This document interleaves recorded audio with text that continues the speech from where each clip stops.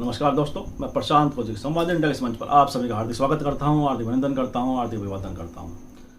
आज हम बात करेंगे स्कूल मैनेजमेंट और पेरेंट्स के बीच में किस तरह का रिश्ता होना चाहिए, किस तरह का समन्वय आपस में उनमें होना चाहिए, क्योंकि पिछले कुछ दिनों से यह विषय बड़ी प्रमुखता के साथ सबके सामने आया है।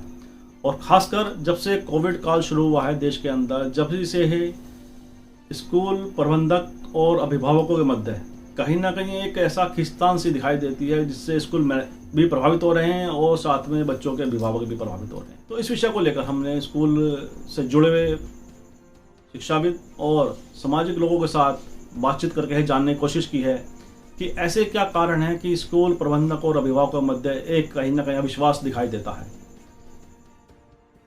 क्यों दोनों पक्षी एक दूसरे की परेशानी को समझने नहीं चाहते हैं, या जानबूझकर ऐसा कर रहे हैं, या एक दूसरे की परेशानियां केवल उनकी अपनी व्यक्तिगत परेशानियां हैं।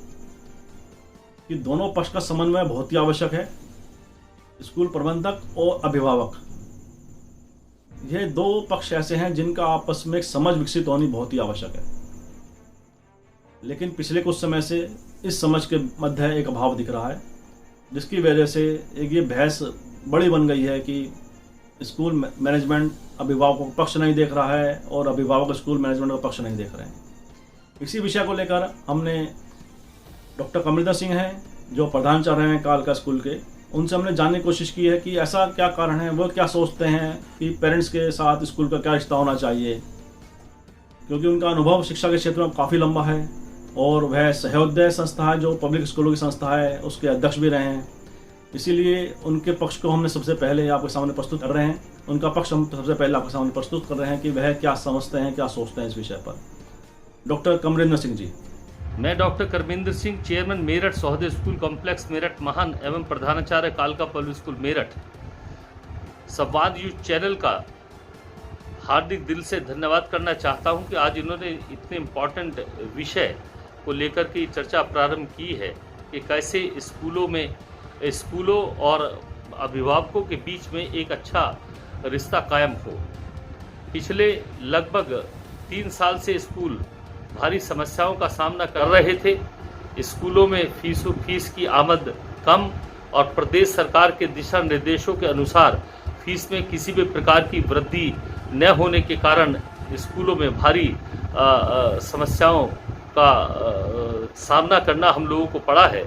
और मैं समझता हूं कि इस कोरोना काल में केवल स्कूलों को ही नहीं, अभिभावकों को भी रोजगार न होने की वजह से और व्यापार न चलने की वजह से उनको भी एक परेशानी के दौर से गुजरना पड़ा है।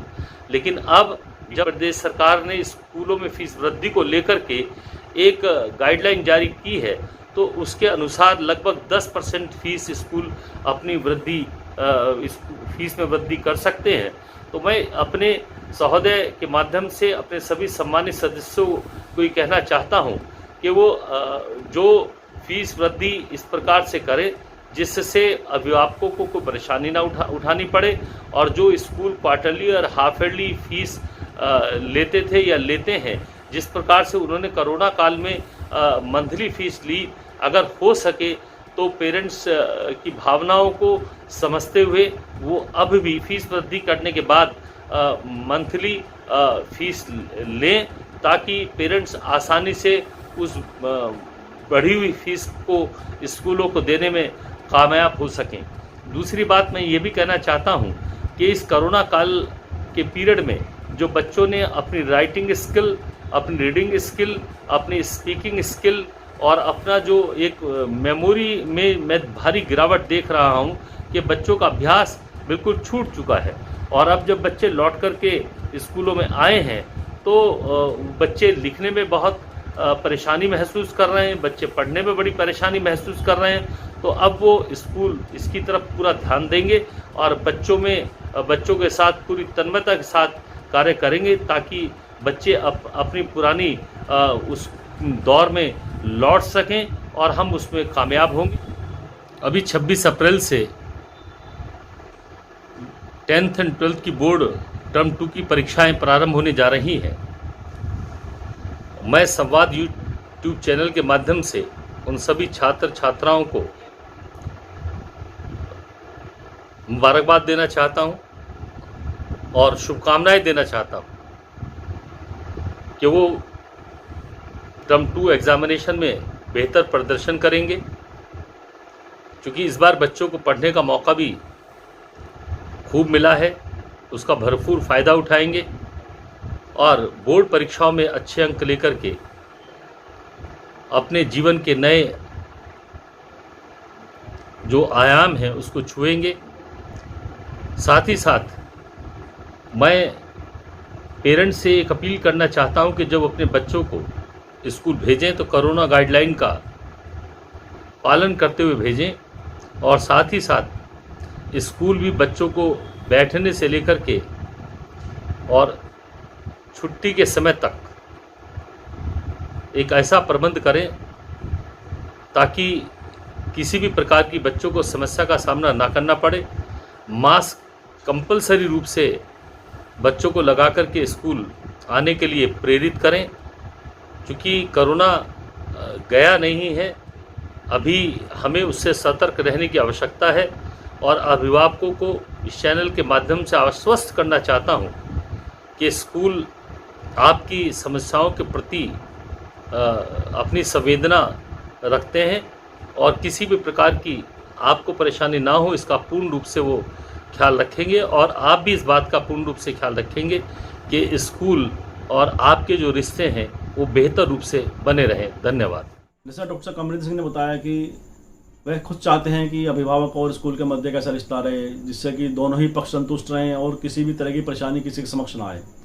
वह बताते हैं कि आर्थिक स्रोत का एक बहुत बड़ा रोल है अभिभावकों के जीवन में भी और स्कूल के लिए भी, क्योंकि दोनों के लिए ही यह आर्थिक रूप से ही एक दूसरे की ज़रूरतें पूरी होती हैं और एक दूसरे के जो आवश्यकता हैं उसको हम पूरा कर सकते हैं।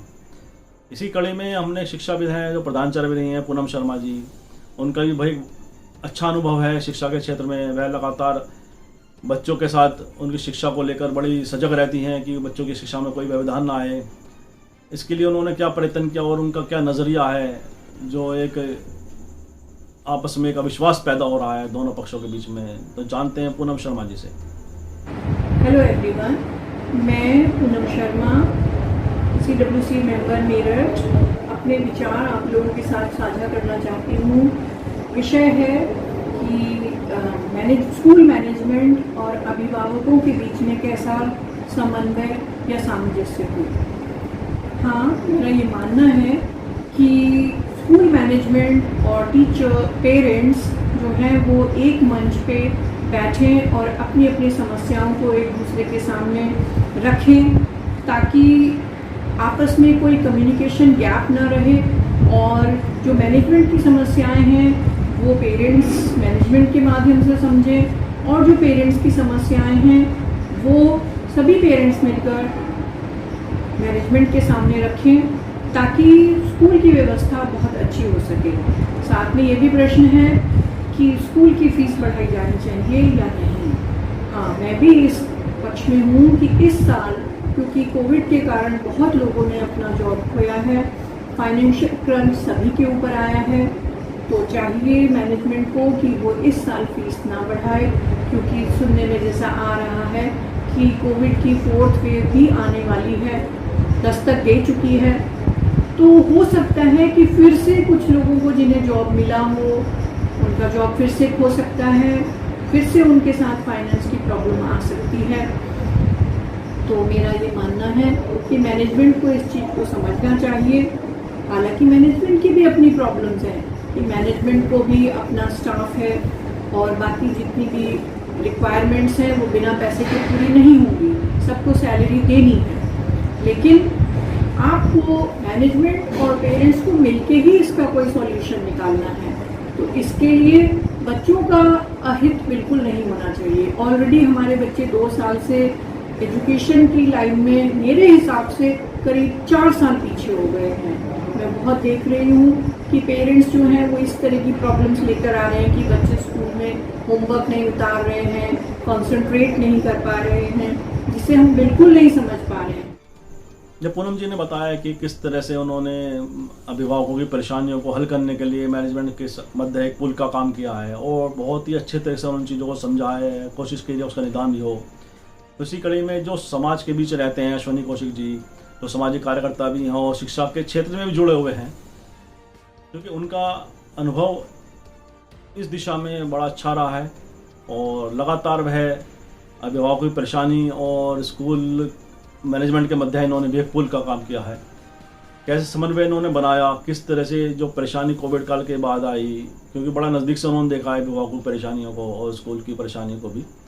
तो जानते हैं पंडित अश्विनी कौशिक जी से, उन्होंने इसमें क्या उनकी राय रही है और क्या उन्होंने विचार व्यक्त किए हैं। पंडित अश्विनी कौशिक जी। मैं पंडित अश्विनी कौशिक, अध्यक्ष युवा ब्राह्मण समाज रेस्टर्ड उत्तर प्रदेश, और मैं संवाद इंडिया का हार्दिक धन्यवाद ज्ञापित करता हूं कि आप जन समस्याओं को लेकर आपने जो ये संवाद इंडिया के माध्यम से विभिन्न विषयों पर ऐसी बेबाक राय जनता के बीच में पहुंचा रहे हैं। मैं आपका बहुत बहुत धन्यवाद करता हूं।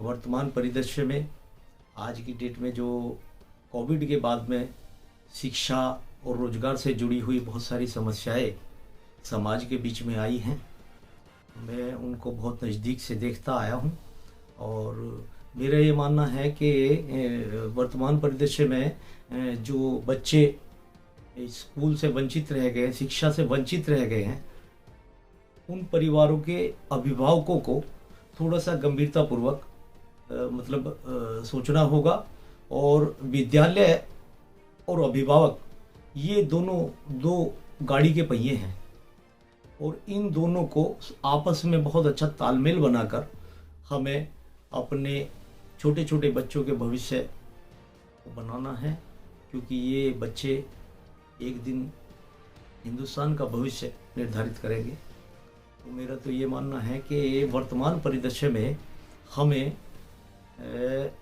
बहुत सारी चीज़ों को छोड़ते हुए सहयोग की भावना से स्कूल को भी सोचना होगा और अभिभावक को भी सोचना होगा कि हमें जो है अपने बच्चे के विकास के लिए, अपने बच्चे की उन्नति के लिए, अपने बच्चे की शिक्षा के लिए, अपने बच्चों के रोजगार के लिए हमें एक सहयोग और सामंजस्य की भूमिका बनानी होगी, जिससे हमारे बच्चों का भविष्य उज्जवल हो सके। और मैं इन्हीं शब्दों के साथ उन्हें संवाद इंडिया का धन्यवाद ज्ञापित करता हूं कि उन्होंने मुझे यह मंच प्रदान किया।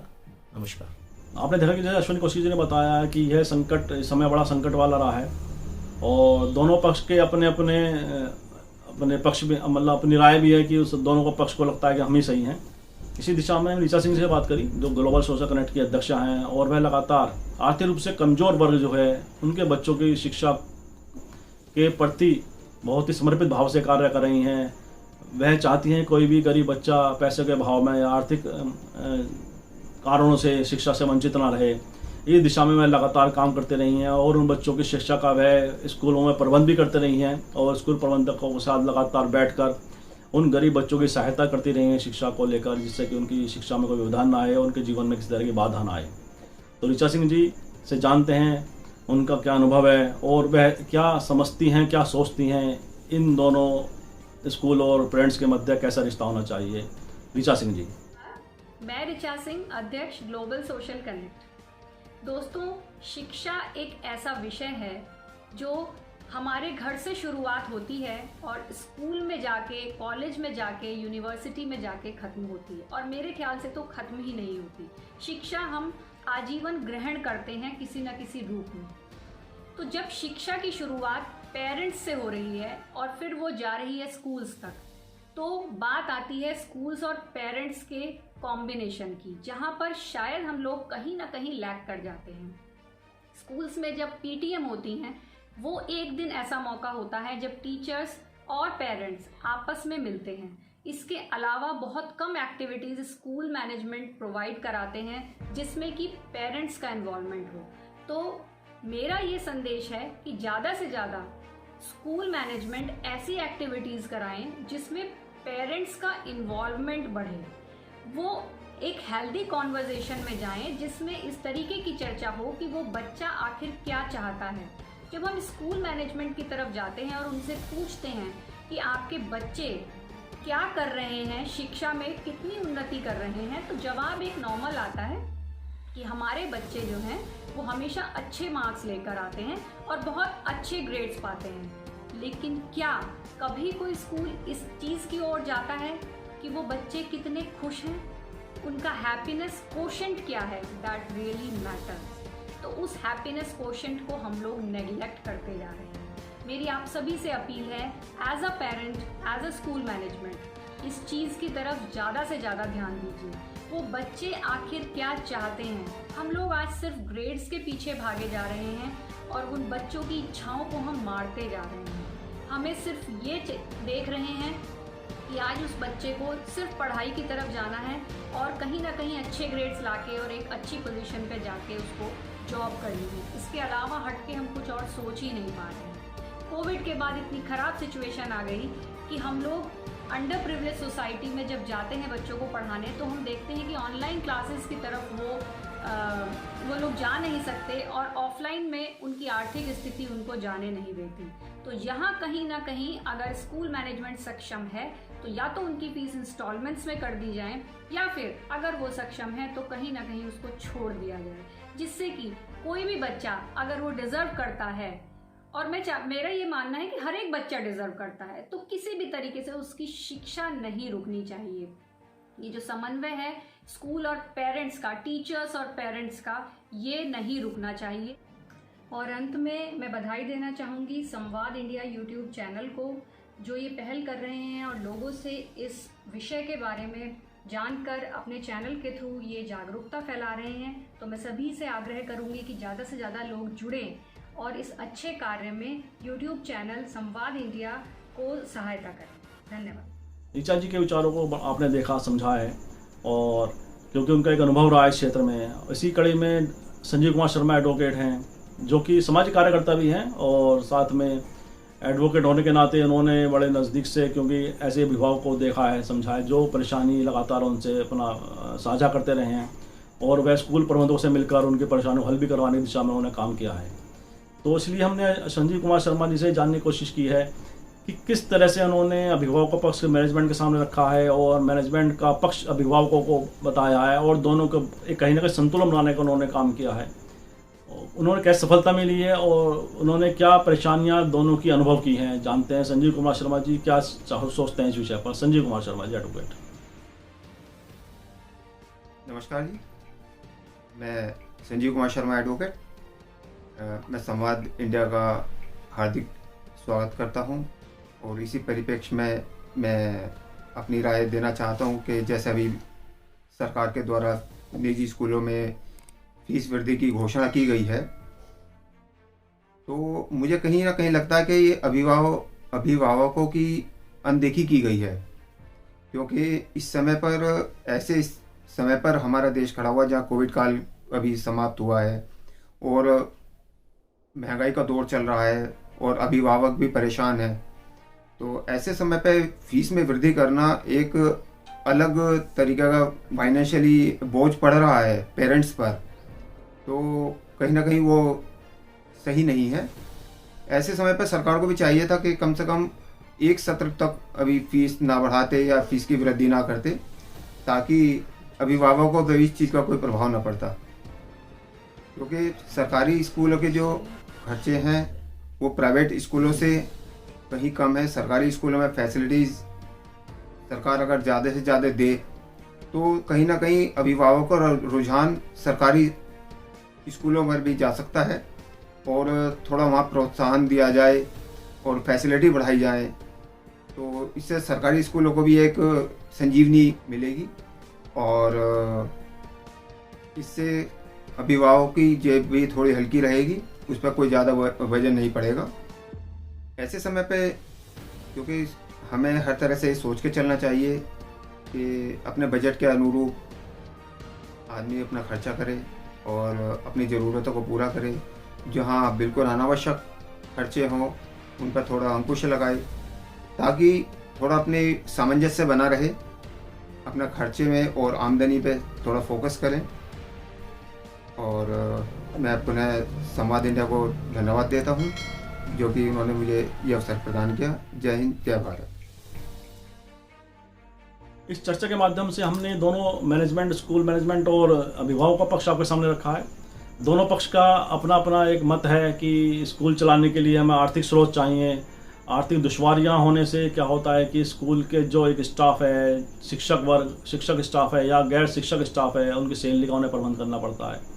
साथ में कोविड काल के वजह से ही, क्योंकि अभिभावकों की भी दुश्वारियां थी आर्थिक रूप से, बहुत लोगों की नौकरियां चली गई थी, बहुत लोगों के सामने आर्थिक संकट खड़ा हो गया था, आय कम हो गई थी, जिस वजह से बच्चों की जो फीस है वो स्कूल में नहीं आ पाई। लेकिन उसके बावजूद भी स्कूल मैनेजमेंट कहता है कि हमने अपने स्टाफ को पूरी सैलरी दी, उनकी तनख्वाह का हमने कहीं रोकी नहीं उसके, क्योंकि ये हम पे आर्थिक बोझ की तरह रहा है। ऐसे में अब समझना चाहिए अभिभावकों को भी कि वह स्कूल प्रबंधन की परेशानी को समझे और उन्हें फीस के माध्यम से अपना सहयोग दे। वहीं अभिभावक कहते हैं कि स्कूल मैनेजमेंट को समझना चाहिए कि हमारे साथ भी परेशानी रही हैं और आय के स्रोत हमारे भी कम हुए हैं, दूसरे खर्चे बढ़ गए हैं, महंगाई, क्योंकि आप सभी देखते हैं कि महंगाई की क्या स्थिति है।